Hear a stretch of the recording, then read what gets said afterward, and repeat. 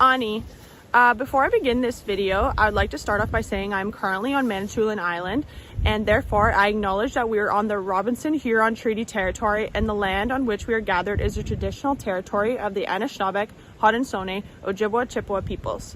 In this video, the items that were all used were from sources that are dead, such as the twigs and the birch bark, as it is important to use everything nature has to offer. Also, for today's teaching, I'm teaching you how to build a fire. The weather is currently against my favor as it is very cold and extremely windy out. However, it's all about perseverance, and that's what life is about. So we'll do this together, and if it doesn't work out, we'll try again. So, make go ahead. So a list to start a proper fire includes rocks, small twigs like this that are dead and found on the ground or up in trees still, 2 thumb-sized twigs like this, into a wrist-sized branch like this. I'd also include birch bark, or you can include any other type of tinder such as pine resin, cattail fluff, or even also include wood shavings. So it'll make it easier to start a fire, but since it is winter, birch bark is probably your best bet, easiest to find, and mainly dead on trees at this time of year.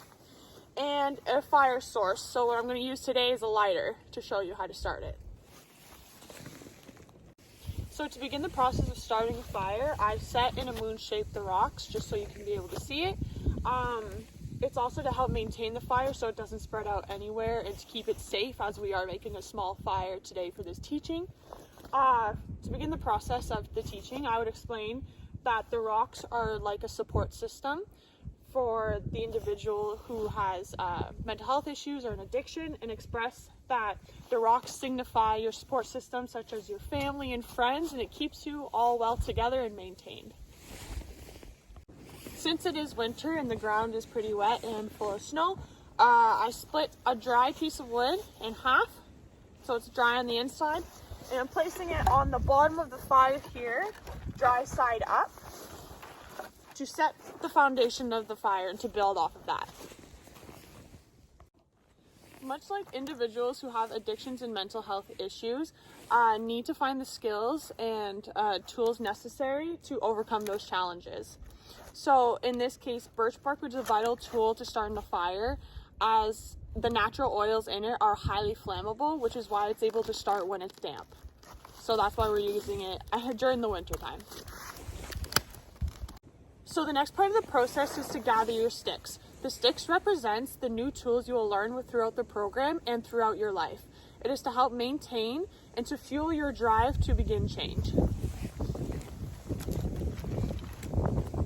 The next part of the process of starting the fire is using the lighter. The lighter represents the beginning of your journey and is the choice you made to begin to start the change. Without the lighter, there'll be no change. So to begin the fire, what you're going to want to do is to light the birch bark first, as it is easily flammable and can catch on faster than the sticks.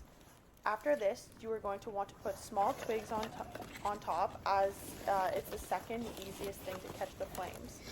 Then you keep adding, so you will then add the thumb-sized branches and then the wrist-sized branches.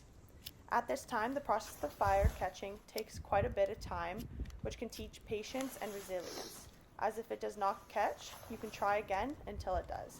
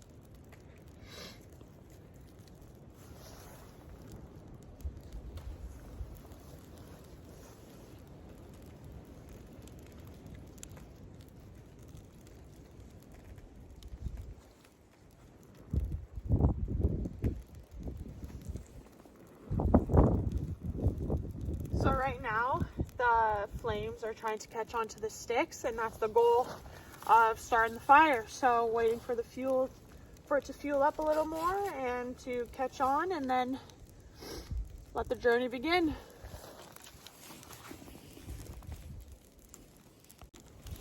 So here the fire represents your fight against the negative aspects of your life, like addiction.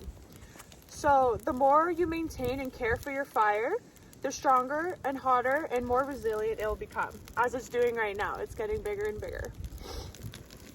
Much like your struggle with mental health and addictions, maintaining the fire is delicate and requires maintenance, patience, and persistence.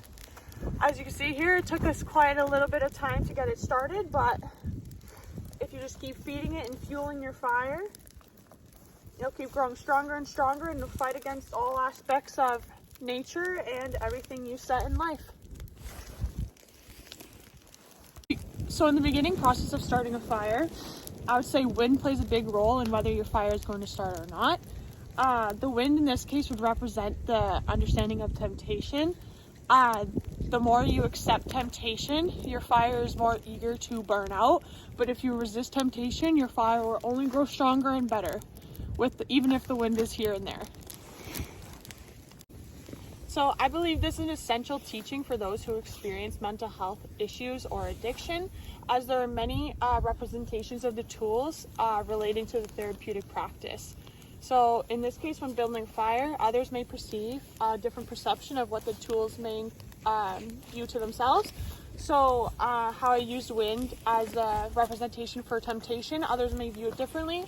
However, it's up to what the individual seeks and what they believe in. So I'd like to take the time to say thank you very much for giving me the opportunity to apply as a counselor at Gwakwadzarmikan.